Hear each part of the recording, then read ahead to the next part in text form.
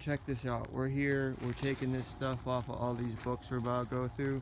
These were on top of it, and as I was putting it down, I looked inside and checked this out. Look at all these ants, dude. Look at this. I don't know if those are like little rice pellets or what, but they just started going crazy when I was moving. Look at them coming out, going back in, coming out. This is really gross. Okay, so we're here doing books, and check this out. Oh my God. Turkeys. Those are big turkeys. This is like crazy. It's like a zoo. Oh, oh. Look at the necks on these things going back and forth. A family of turkeys? Where's the rest? They're back there where that one's running. Careful, because he says there's bears out here too. Oh yeah, he says there's bears out here. There's two yesterday. They're all running away.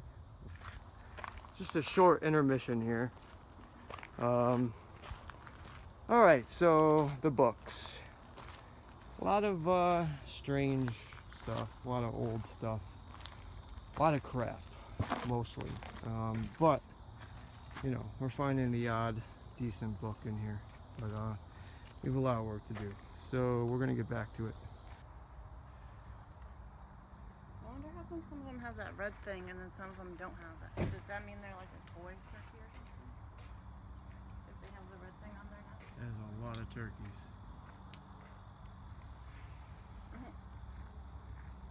It's like they're waiting for something. Food? Oh. Turkey food. Here they come. Look at that one just ran over. He's running for it.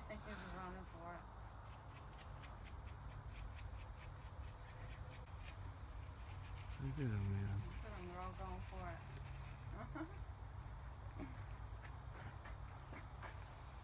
That's great. I know. Look at them. That's so cute.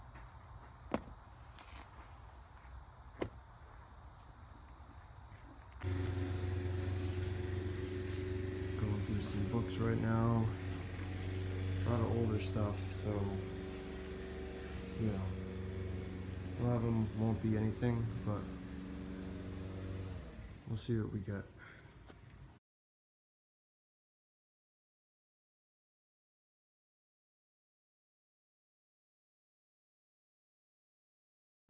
All right, so we are at the back entrance right now, waiting it out.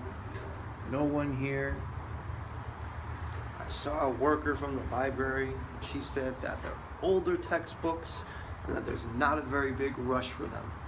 So yeah, I'm so glad I got up at 8 in the morning for old textbooks that no one wants. But in all seriousness, last year we did find some here. And if they're not valuable now, they're not going to be valuable ever. So there's a good shot we find something good. So we got up for the sake of the hustle. Okay. Let me see. G-O-C-L-E-Z. And then what's your card number? And it looks like this is their normal sale.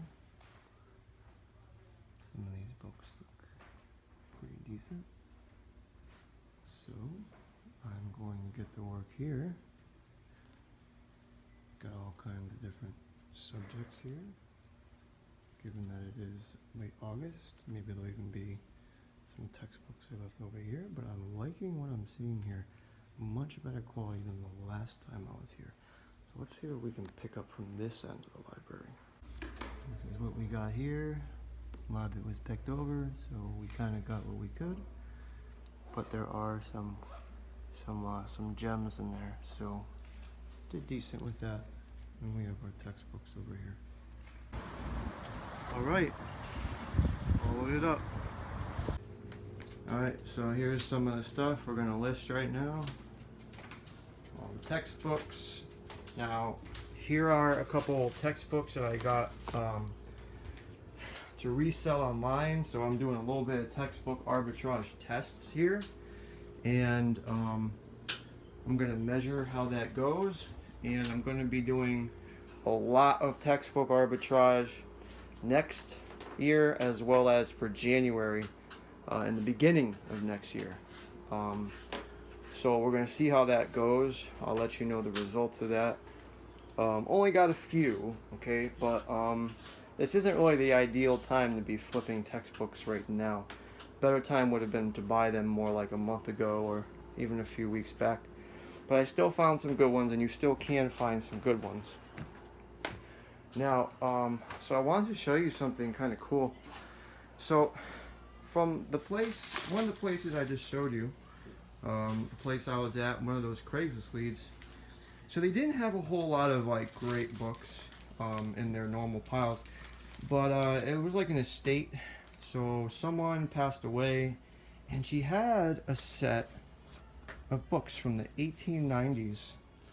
Pretty much most of the time, if you have a set of books, they usually have value. Now, if you find a complete set of books and they're from the 1800s, now that is really rare to find, a complete set that old. And I ended up taking a little bit of a chance on this. I spent a little more than I usually would, but I'm going to show you, I don't have a whole lot of information on these, but I'm going to show you what some of the listings I found so far show these to be. Now this is the Columbian Encyclopedia, okay, and you could see now it has this kind of funky pattern on the pages here, and but this is how it was made, I believe. And if you open them up, you can actually see that the condition is quite nice. And I mean, this is almost, I couldn't say like new because it's so old, but I mean for its age, I mean this is almost unheard of. I mean, a book from the 1890s that still looks like this is really incredible.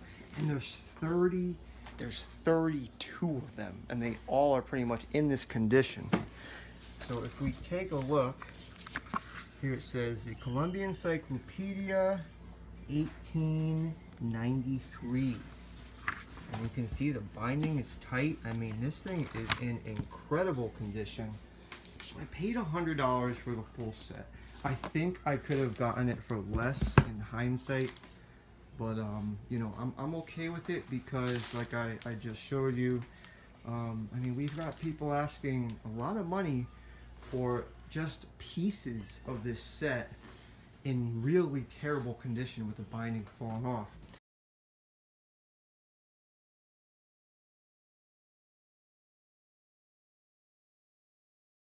Now, the other thing is that a lot of like doctors and lawyers and people with like higher levels of education that have practices look for books like this simply because of the binding. It makes their office look more highbrow. It makes it look more fancy. So they will literally buy things like this just for the binding, to look more educated, to get more clients, things like that. It sounds a little ridiculous when you say it, but this is known to be true. So if you ever find some older books, they might not do so great on Amazon sometimes, but that doesn't mean they don't have value on eBay, simply aesthetically. This set right here, I believe, has value for the books in the set themselves. So these should have a good amount of value, not just including the bindings. Now, here's a couple of other things I picked up from the same person. I paid $5 for each of these, and I'm going to show you what I pulled up for these as well on Amazon. I'll show you kind of the prices.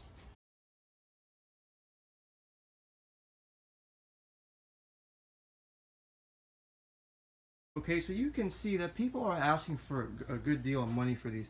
Now, ours are in acceptable condition, and but I don't think Amazon is the right place or the right market to sell books like these.